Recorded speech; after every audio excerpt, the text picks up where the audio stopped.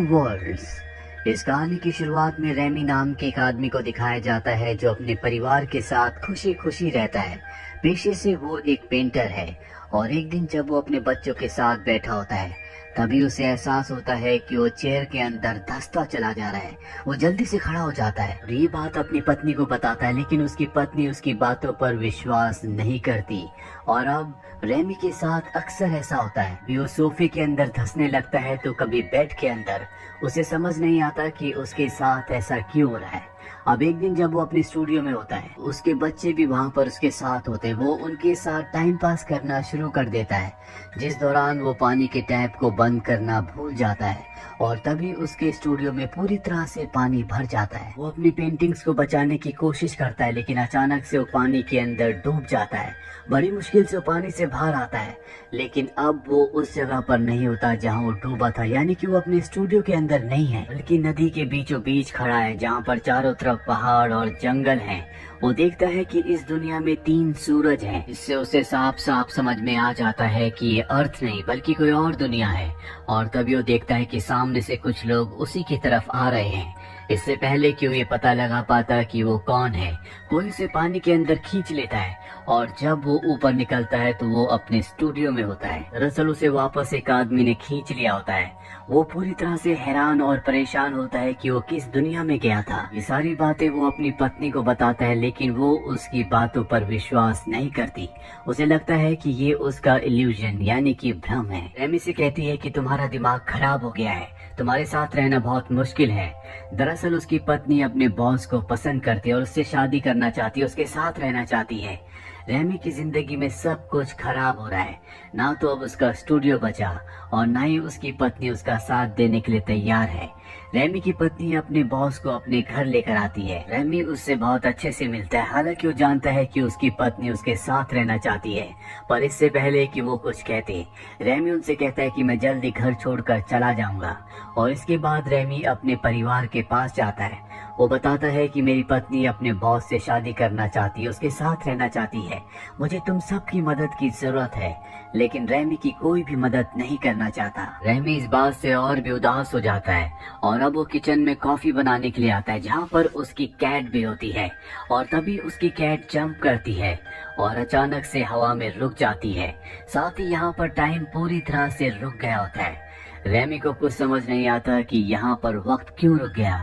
सिर्फ रेमी है जो कुछ कर पा रहा है। अगले पल वो जमीन में धंसना शुरू हो जाता है और एक सुरंग से होता हुआ वो एक बार फिर से उसी दुनिया में, उसी जंगल में जा गिरता है जहाँ पर उसने कुछ आदमियों को देखा था। ये सब जंगली आदमी होते हैं। रेमी को सब देखते हैं, हालांकि रेमी इनसे नहीं डरता, पर अगले पल उसे भागना पड़ता है क्योंकि सब लोग उसे मारकर अपना खाना बनाना चाहते हैं। रेमी अपनी जान बचाकर भागता हुआ एक गुफा के अंदर आ जाता है और इससे पहले कि वहाँ पर वो जंगली लोग आते जो रेमी को मारना चाहते हैं, रेमी को कोई चीज अपनी तरफ खींचती है और एक बार फिर से वो अपने घर के अंदर आ जाता है जहाँ पर सब सामान बिखर जाता है। वो सबको बताने की कोशिश करता है कि उसके साथ क्या हुआ था, और उसकी बातों पर कोई भी विश्वास नहीं करता। सबको लगता है कि रेमी पागल हो चुका है और अगले पल वो बेहोश हो जाता है। और जब उसे होश आता है तो वो हॉस्पिटल में डॉक्टर के पास होता है। वो डॉक्टर को भी बताता है कि उसके साथ क्या हुआ था, लेकिन इस तरह की बातों पर कोई भी विश्वास नहीं करता। अब वो अपने स्टूडियो आता है जहाँ पर वो पेंटिंग करता है। यहाँ पर बहुत सारे लोग आए होते हैं जिन्होंने उससे पैसे लेने, वो सब उससे पैसे मांग रहे होते हैं। अगले पल एक बार फिर से सब कुछ पॉज हो जाता है। वो जमीन के अंदर धंसना शुरू हो जाता है और सबको कहता है कि देखो मैं जमीन के अंदर धंस रहा हूँ, लेकिन ना तो कोई उसे सुन सकता है और ना ही देख सकता है। और एक बार फिर से वो उसी दुनिया में निकलता है जहाँ पर पहले भी वो 2 बार आ चुका है। वो देखता है कि उसके चारों तरफ बहुत सारे लोग हैं। ऐसा लगता है कि वो इसी का इंतजार कर रहे थे। हालांकि वो इनकी भाषा नहीं समझ सकता, लेकिन उसे इनके इशारों से समझ में आ जाता है कि वो रेमी को उड़ने के लिए कह रहे हैं। रेमी को लगता है कि शायद उसके अंदर कोई ना कोई शक्ति होगी, इसीलिए ऊपर से वो जंप करता है, लेकिन मुंह के बल वो जमीन पर गिरता है। इसके बाद उनमें से एक जंगली आदमी उसे एक फल खिलाता है। इसे खाने के बाद वो उन लोगों की भाषा बोलना शुरू कर देता है। उसे बताया जाता है कि यहाँ पर एक राक्षस है जिसका नाम जुटान है, वो इनके कबीले में आकर कभी भी किसी को भी मार कर खा जाता था। इन्हें अपनी पवित्र किताब से पता चला कि दूसरी दुनिया का कोई आदमी आकर इन्हें जुटान से मुक्ति दिलाएगा। इसीलिए अपने जादू मंत्रों से बार बार रैमी को उसकी दुनिया से यहाँ पर ले आते हैं। यानी कि रैमी को उस राक्षस को मारकर इन सबको उससे आजादी मुक्ति दिलानी होगी। पर रैमी साफ साफ मना कर देता है क्योंकि वो जानता है कि ये बहुत खतरनाक है। ये रैमी को उल्टा लटका देते हैं, लेकिन फिर भी रैमी इनकी बात नहीं मानता और इसके बाद रैमी को एक जगह कैद कर दिया जाता है ताकि वो जुटान को मारने की प्लानिंग कर सके। रैमी को भूख लगी होती है, इसीलिए वो यहाँ पर वाटरमेलन को उठाता है और अगले पल वो एक बार फिर से अपनी दुनिया में वापस आ जाता है। उसके हाथ में अब भी वाटरमेलन होता है, लेकिन इस बार वो किसी को नहीं बताता कि वो यहाँ से दूसरी दुनिया में गया था, क्योंकि उसे अब पता है कि उसे दूसरी दुनिया में बार बार क्यों बुलाया जाता है। रैमी अब जानता है कि जब तक वो उस राक्षस को नहीं मारेगा वो उन कबीले वालों से, जंगली लोगों से मुक्ति नहीं पा सकता। इसीलिए वो ताकत की चीजें खाना शुरू कर देता है ताकि उसका मुकाबला कर सके, उस राक्षस को हरा सके। एक बार फिर से रैमी को वहाँ उसी दुनिया में बुलाया जाता है जहाँ पर वो उसे तलवार देते हैं और पूछते हैं कि हम उस राक्षस से कैसे निजात पा सकते हैं। रैमी कहता है कि इसका आसान तरीका है, तुम सबको इस गांव को छोड़कर किसी और गांव में यानी कि दूसरी जगह बसना होगा।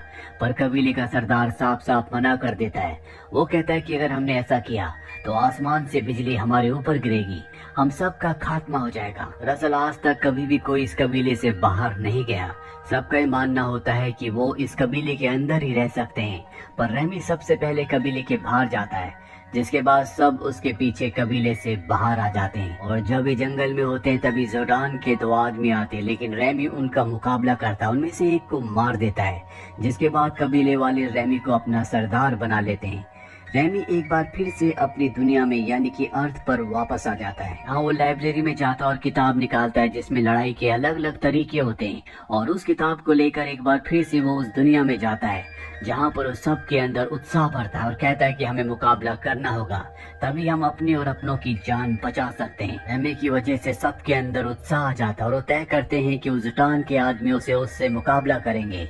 रैमी एक बार फिर से अपनी दुनिया में वापस आ जाता है और रात को जब वो अपने बेटे के साथ बैठा होता है तभी वो एक बार फिर से धंसना शुरू हो जाता है और उस दुनिया में दोबारा पहुंच जाता है जहां वो देखता है कि उसके लोग यानी कि कबीले के लोग जुटान के लोगों से लड़ रहे हैं। पर जुटान के लोगों की जीत हो रही होती है, इसीलिए वो अपने सभी लोगों को लेकर इस जगह से निकल जाता है और जुटान के लोगों को हराने का एक नया प्लान बनाता है।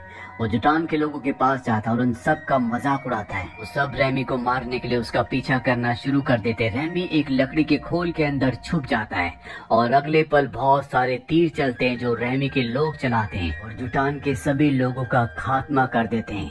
और अब सारे कबीले वाले रैमी के सामने आकर अपना सर झुका लेते हैं, क्योंकि रैमी की जंग नीति और उसकी टेक्नोलॉजी की वजह से वो जंग जीत गए थे।